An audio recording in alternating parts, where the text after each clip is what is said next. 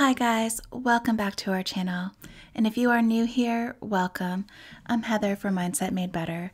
In today's video, we are talking about when we continuously overgive in our relationships.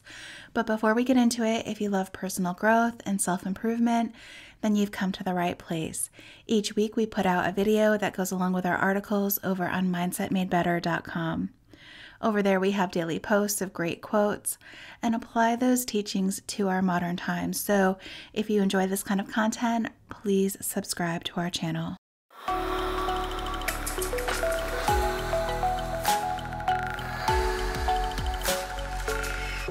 Today's quote is, "There comes a time when you have to stop crossing oceans for people who won't jump puddles for you." And I feel like this one is so well said, and it resonates with me on such a deep level.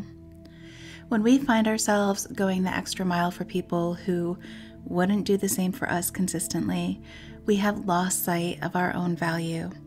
I've seen this play out through the years, not only in my own relationships, but in many others as well. Now, sometimes you do give more in a relationship, and in a healthy relationship, it happens on both sides. Sometimes you pick up the slack and sometimes the other person does, but there is a natural ebb and flow and it isn't always one-sided. So what causes us to overgive to the people in our lives? Yes, it might be because you are a super nice person, but ask yourself what's really triggering you to go over and beyond, many times at the expense of yourself. I think at its root, overall, overgiving is due to some form of codependency, and there are two reasons why some of us are willing to go over and beyond for others when they don't do the same for us. One is that they saw this behavior as a child, so it became a learned behavior. Maybe one of your parents was constantly overgiving, and you just learned that that's normal, so you mirrored that behavior. The other reason, and this is where I think my own struggle with overgiving came from, is the need to create value by overgiving so that I would feel loved and safe.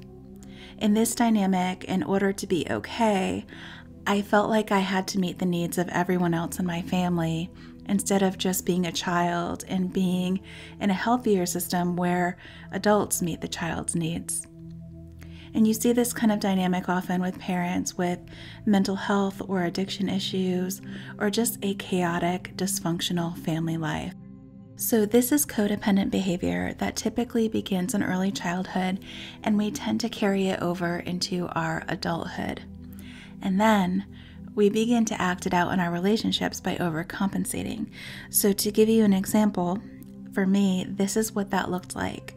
I would go over and beyond on projects at work, and when I did this, I basically set a ridiculously high standard of what my boss could expect from me, and then I felt the need to exceed it on every project, so it just became this self-perpetuating situation of overextending myself.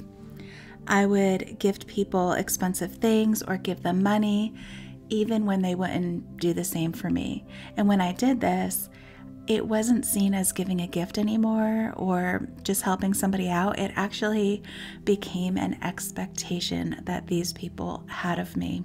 I accepted and was totally okay with the people that I was closest to not showing up for me in the same way that I would be there for them and show up for them. I would be there emotionally for other people, offering advice, but when it came time for me to lean on them, they were not there at all. Now, all that being said, the truth is I wasn't like this because I was just too nice. I not only lacked healthy boundaries, I lacked a true sense of self, and I did not value myself, time, or money. And like I said, I operated this way in my closest relationships for quite some time. The other thing is, I became dependent on giving to others as my way of feeling acknowledged, loved, and accepted. I was completely externally focused, and when you do this over time, you become less and less aware of how to meet your own needs and love yourself.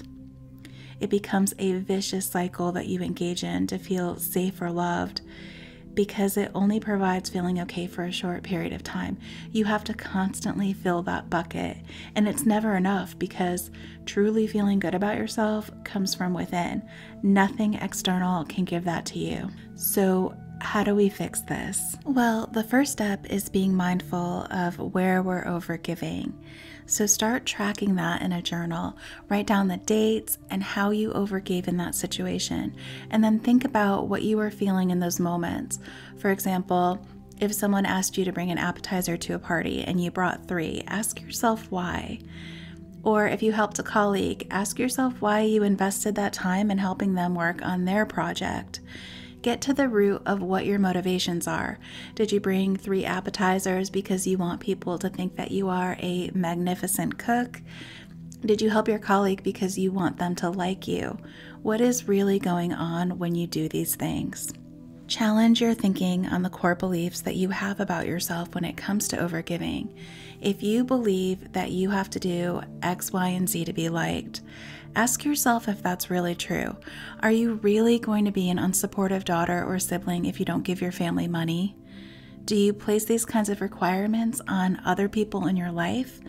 I'm willing to wager that you don't. So why are you putting it all on yourself?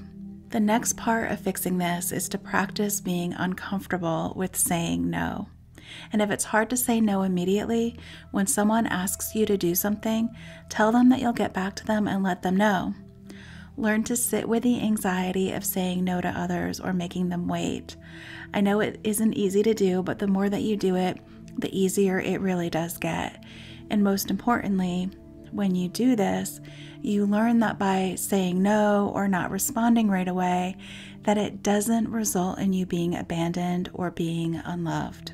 The other thing that really helped me with this was taking a time out and really assessing whether what someone wanted was reasonable and whether or not my gut instinct to overgive was rational or appropriate. And I played this game in my head where I said, if someone wanted my daughter to do this, or if my daughter felt like she needed to do all of these things, what would I say? Would I encourage it? And most of the time my answer was no. So this helped me shift my thinking to learning how to guard my own heart. So tell me, do you struggle with overgiving? What beliefs do you have about yourself that drives your need to overcompensate? Let me know in the comments down below. But that is going to do it for this video. I hope that you found this helpful. If you liked it, please give it a thumbs up and subscribe to our channel. And be sure to hit that notification bell so you don't miss any of our weekly videos. Until next time, stay healthy, stay positive, and remember that you deserve to have people show up in your life the same way you show up for them. You are worth it. We'll see you next time.